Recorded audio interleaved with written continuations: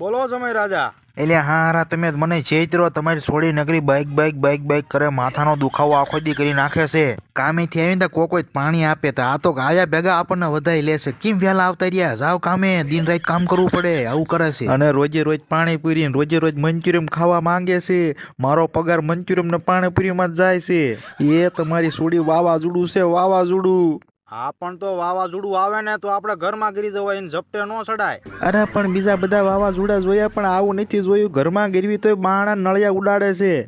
અને હું તો કહું વાવાઝોડા આવે ને સારું, ઘરની ધૂળ સાફ થાય. અરે હારા ધૂળ સાફ થાય તો ક્યાં વાંધો છે? આ ધૂળ હારો આપણને લઈ જાય એવું વાવાઝોડું છે તમારી છોડી.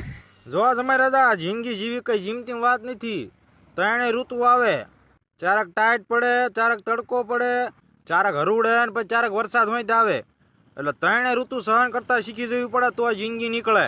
અરે હારા આ એક ઋતુ માન સહન થાય છે, એમાં ત્રણે ઋતુ ક્યાં સહન કરવી? એટલે આ શું યાર મૂંઝાઈ ગયા ભલા માણસો. કોઈને કયો ને તો એક વાત કહું, મેં તમને કોઈ દી કીધું કે તમારે હાવ મને મારે છે? લે તો તમારે ધરતી કપ તો તમારા હજી એવું નથી ને? હા એવું આપણે ન થાય હોય એમ તો હારું પાસ. તો તાર શું ભૂડ્યો? એ હારું હાલો હારા, તો ધરતી કપ કરતા વાવાઝોડું હારું. એ હા.